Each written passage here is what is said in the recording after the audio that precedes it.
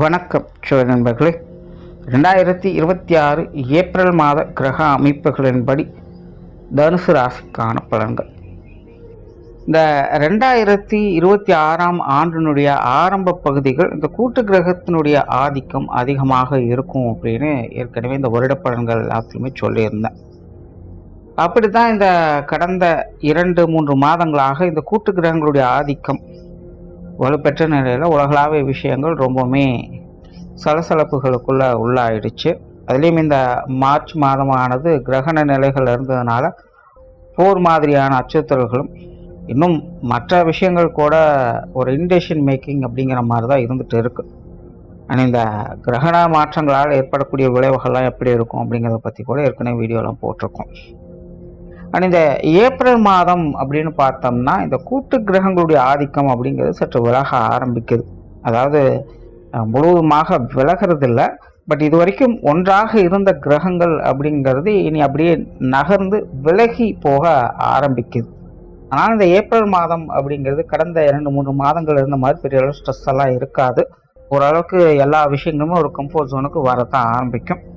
But இன்னும் முழுவதுமாக பெரிய கிரகங்கள் விலகலை அப்படிங்கிறதுனால அடிக்கடி ஏதாவது ஒரு பதட்டம் அடைகிற மாதிரி நியூஸுக்குள்ளே கொடுத்துக்கிட்டு தான் இருப்பாங்க. பட் இருந்தாலுமே நாரதர் கழகம் நன்மையில் முடியும் அப்படிங்கிற மாதிரி தான் விஷயங்கள் எல்லாமே மாறும். அதனால் இந்த உலகளாவிய விஷயங்கள் அப்படின்னு பார்க்கும்பொழுது இந்த மாதம் ஓரளவுக்கு எல்லாமே கொஞ்சம் கட்டுப்பாட்டில் வரும் அப்படின்னு சொல்லலாம்.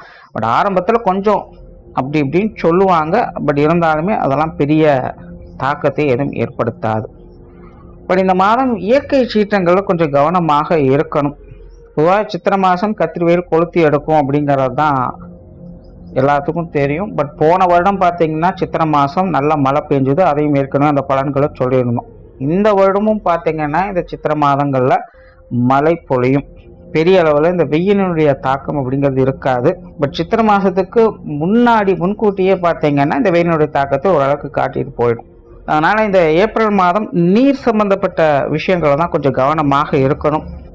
கடல் சீற்றங்கள் இல்லைன்னா ஆறுகள் அலப்பறித்து போகிறது, இல்லைன்னா அதிக மழை பெய்தால் அதனால் ஏற்படக்கூடிய பாதிப்புகள், இல்லைன்னா நீர்நிலைகளில் இருக்கக்கூடியவங்களுக்கு ஏற்படக்கூடிய பாதிப்புகள் அப்படின்னு இந்த நீர் சம்பந்தப்பட்ட தொந்தரவுகள் அப்படிங்கிறது இந்த மாதம் கொஞ்சம் அதிகமாகவே இருக்கும். ஸோ அதனால் எல்லாருமே அது சார்ந்த விஷயங்கள் காரியங்களில் கொஞ்சம் கவனமாக இருந்துக்கோங்க. இந்த மாதம் உங்களுடைய ராசிநாதன் ராசிக்கு 7ஆம் இடத்துல வக்ர நிவர்த்தி பெற்று சஞ்சாரம் செய்துட்டு வர்றாங்க. மற்ற கிரகங்களுடைய நிலைகள் அப்படின்னு பார்க்கும்போதும் ஒரு கலவையான நிலைகளில் தான் இருக்குது.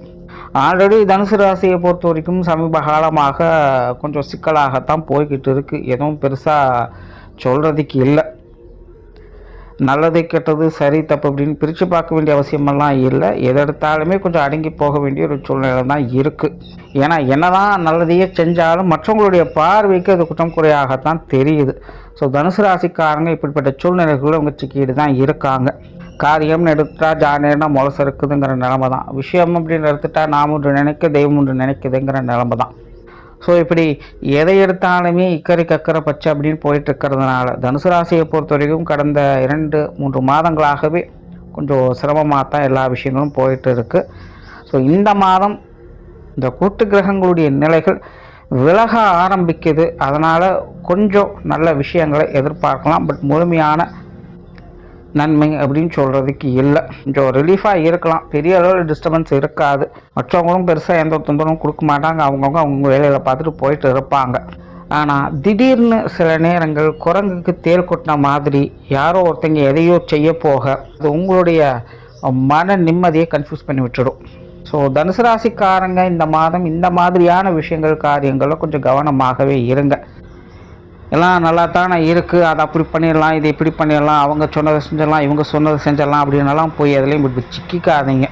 எதுவாக இருந்தாலும் கொஞ்சம் பொறுமையாக விட்டு பிடிச்சி கவனமாக கையாளுங்க. இல்லை அப்படின்னா அது உங்களுடைய மன நிம்மதியை கெடுத்துடும். அதாவது தனுசை பொறுத்த வரைக்கும் நல்லதா கெட்டதா அப்படின்னு பிரித்து பார்க்க வேண்டிய காலகட்டம் இது இல்லை. எதுவாக இருந்தாலும் அது நமக்கு சாதகமாக முடியுமா பாதகமாக முடியுமான்னு பார்க்க வேண்டிய சூழ்நிலைகள் தான் இருக்குது. அதனால் தனுசை பொறுத்த வரைக்கும் யார் எப்படி என்ன செஞ்சிட்டாலும் சரி, அது நமக்கு இம்சை இல்லாமல் இருக்குதா, நம்மளுடைய மனசு சஞ்சலம் இல்லாமல் இருக்குமா, நிம்மதியாக இருக்குமா அப்படிங்கிறத தான் பார்க்கணும். நம்மளை டிஸ்டர்ப் பண்ணாமல் ஒரு விஷயம் போயிட்டு இருக்குன்னா அதுவே பெரிய விஷயந்தான் அப்படிங்கிறத புரிஞ்சுக்கங்க. ஏன்னா ஆல்ரெடி இந்த தனுசு ராசிக்கு அர்த்தாஷ்டம சனிங்கிறது நடந்து கொஞ்சம் நிம்மதியை கெடுத்துக்கிட்டு தான் இருக்குது. இப்போ இந்த மாதம் பார்த்திங்கன்னா சனியனோடு செவ்வாய் புதன் சேர்றாங்க. அப்படிங்கும்போது இதனுடைய வீரியம் இன்னும் அதிகரிக்கவே செய்யும். நிறைய கொலாப்ஸ் பண்ணக்கூடிய விஷயங்கள்லாம் இருக்குது. இந்த அமைப்புகள் பார்த்திங்கன்னா மெயினாக மன நிம்மதியை கெடுக்கும். யாரும் எங்கேயும் என்னமோ பண்ணிகிட்ருக்காங்க, என்னை ஏங்க இதில் எடுத்து விட்டு தேவையில்லாமல் இம்சை பண்ணிட்டுருக்கீங்க அப்படிங்கிற மாதிரி தான் இருக்கும். அதனால் இதெல்லாம் கொஞ்சம் கரெக்டாக பார்த்து மேனேஜ் பண்ணிக்கோங்க. குறிப்பாக இந்த சொத்து சுகங்கள், வாகன ரீதியான விஷயங்கள், அசட் தொடர்புடைய எந்த ஒரு விஷயங்கள் காரியங்களாக இருந்தாலும் சரி, அல்லது பெற்றோர்கள் சம்பந்தப்பட்ட விஷயங்கள் காரியங்களாக இருந்தாலும் சரி, உடன்பிறப்புகள் சம்பந்தப்பட்ட விஷயங்கள் காரியங்களாக இருந்தாலும் சரி, இந்த மாதம் கொஞ்சம் நிதானமாகவே டீல் பண்ணுங்கள். தொழில், வேலை, உத்தியோகம் சம்பந்தப்பட்ட விஷயங்கள் இந்த மாதம் எதிர்பார்ப்புகள் சற்று அதிகமாகவே இருக்கும். ஆனால் விளைவுகள் குறைவாகவே இருக்குது. அதனால் அகலக்கால் வைக்காமல் இருக்கிற விஷயங்களை சரியாக மெயின்டைன் பண்ணிட்டாலே சிறப்பு அப்படிங்கிற நிலைகள் தான் இருக்குது. புதுசாக எதையும் ட்ரை பண்ணாதீங்க. புதிய வேலை வாய்ப்புகள், தொழில் வாய்ப்புகள் போன்ற விஷயங்கள் கிடைச்சாலுமே கொஞ்சம் பொறுமையாக யோசித்து நிதானமாக முடிவு பண்ணுங்கள்.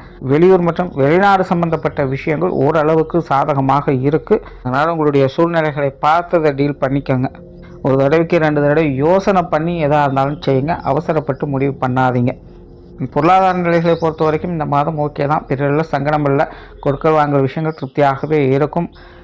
கடன் சம்பந்தப்பட்ட பிரச்சனைகள், சங்கடங்கள் இதெல்லாமே ஓரளவுக்கு கட்டுப்பாட்டிலே இருக்கும். ஸோ பொருளாதார நிலையை பொறுத்த வரைக்கும் பெரிய அளவில் சிக்கல் இல்லை. எல்லாமே சமாளிக்கக்கூடிய நிலைகள் தான் இருக்குது. வரவு செலவுகள் ஈக்குவலாக இருக்கும்.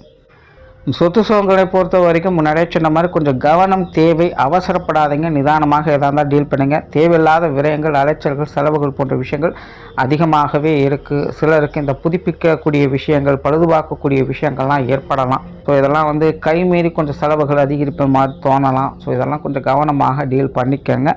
இது சார்ந்த புதிய விஷயங்களை இப்போதைக்கு எதுவும் பெருசாக டீல் பண்ண வேண்டாம். குறிப்பாக இந்த மாதம் தவிர்த்துக்கோங்க. அடுத்த மாதம் கூட ஓகே தான். அதே போல் தனுசு ராசியை பொறுத்த வரைக்கும் இந்த பாகப்பிரிவினைகள் போன்ற விஷயங்கள், சொத்து சுகங்கள் வகையில் இந்த கோர்ட்டு கேஸு சம்மந்தப்பட்ட விஷயங்கள்லாம் பெருசாக எதுவும் சொல்கிறதுக்கு இல்லை. ஒன்று காம்ப்ரமைஸ் ஆகி போய்க்கங்க. அப்படி இல்லைன்னா கால நேரத்தை நகர்த்த முயற்சி பண்ணுங்கள். குடும்ப விஷயங்கள், காரியங்கள் ஓரளவுக்கு பரவாயில்ல. பட் குடும்ப உறவுகளுக்குள்ளே சில கருத்து வேற்றுமைகள், மனஸ்தாபங்கள் அப்படிங்கிறது இருக்கும். இதனால் குடும்பத்துக்குள்ளே கொஞ்சம் சுணக்கமான நிலைகள் அப்படிங்கிறது இருக்கத்தான் செய்யும். அதே போல் எதிர்பாராத விரயங்கள், செலவுகள் அப்படிங்கிறதும் குடும்பத்துக்குள்ளே அதிகரிக்கும். ஒரு பக்கம் அன்பு, பாசம், நேசம், சென்டிமெண்ட்டாகவும் குடும்ப வாழ்க்கையை பார்ப்பீங்க. இன்னொரு பக்கம் குடும்பத்துக்குள்ளே கொஞ்சம் முரண்பட்ட நிலைகள் இருக்கிறதுனால சின்ன சின்ன மன சங்கடங்களையும் பார்த்துட்டு வரீங்க. பட் பெரிய அளவில் மேஜர் இம்பேக்ட் அப்படிங்கிறது கொடுக்காது. அதனால் குடும்ப விஷயங்கள், காரியங்கள், குடும்ப உறவுகள் சம்மந்தப்பட்ட விஷயங்கள்லாம் ஆரம்பத்தில் கொஞ்சம் ஸ்ட்ரகிள் கொடுத்து பின்னாடி எல்லாமே சரியாகும். கிட்டத்தட்ட நார்தற் கழகம் நன்மையில முடியும் அப்படிங்கிற மாதிரி தான் குடும்ப வாழ்க்கை பெரும்பாலும் இந்த மாதம் இருக்கும். திருமண அமைப்புகள், புத்திரபாக்கிய அமைப்புகள் சாதகமாக இருக்குது. கணவன் மனைவி உறவுகள், குழந்தைகள் சம்பந்தப்பட்ட விஷயங்கள்லாம் முன்னாடி சொன்ன மாதிரி தான் கொஞ்சம் கவனமாக டீல் பண்ணிங்க. சின்ன சின்ன சங்கடங்களை பெருசுபடுத்தாமல் இருந்தாலே இந்த மாதம் சிறப்பாக இருக்கும். உடல்நலம் சம்பந்தப்பட்ட விஷயங்கள் ஒரு அலைச்சல் தரக்கூடிய விஷயங்களாகத்தான் இருக்குது. உடல்நலத்தில் கொஞ்சம் கவனம் என்பது தேவை. அண்ட் மாணவர்களுக்கு கல்வி மற்றும் வித்தை சம்பந்தப்பட்ட விஷயங்கள் இந்த மாதம் நிறைய கான்ட்ரவர்சியான விஷயங்கள் அதிகமாக இருக்குது. குறிப்பாக இந்த அர்த்தாஷ்டம சனி அப்படிங்கிறது தனுசு ராசி மாணவருக்கு தேவையில்லாத பிரச்சனைகளை கொண்டு வரக்கூடிய நிலைகள் தான் இருக்குது. அதாவது ரிஸ்க் எடுக்க எப்பவும் நாங்கள் தயாராக இருக்கோம், ஆனால் ரிஸ்க்கு ஏற்ற ரிவார்டுங்கிறது கிடைக்கிறதில்ல அப்படிங்கிற ஒரு மன சங்கடங்களை இது கொடுக்கும்.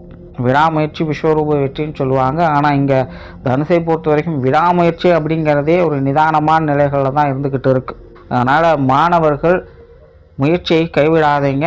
பெரிய பெரிய சங்கடங்களை எல்லாம் வளர்த்து கொள்ளாதீங்க. நிதானமாக எதுவாக இருந்தாலும் டீல் பண்ணுங்கள். ராசிநாதனான குரு 7ஆம் இடத்துலேருந்து உங்களுடைய ராசியை பார்க்கறதுனால ஓரளவுக்கு இந்த கல்வி வித்தைகளை சாதகமான நிலைகளை பார்க்கலாம். பட் மாணவர்கள் அது எல்லாத்தையும் சுமூகமாக டீல் பண்ணுறாங்களா இல்லையா அப்படிங்கிறது தான் பிரச்சனையே இங்கே. ஸோ தேவையில்லாத சங்கடங்களை வளர்த்து கொள்ளாதீங்க. அதை மட்டும் மாணவர்கள் கொஞ்சம் கரெக்டாக மேனேஜ் பண்ணிக்கோங்க. ஸோ ஓவராலாக தனுசை பொறுத்த வரைக்கும் இந்த மாதம் உங்களுடைய மன சஞ்சலங்கள் இல்லாமல் நீங்கள் பார்த்துக்கிட்டிங்கனாலே இந்த மாதம் சிறப்பான விஷயங்களை பார்க்கலாம். நன்றி, வணக்கம், வாழ்க வளமுடன்.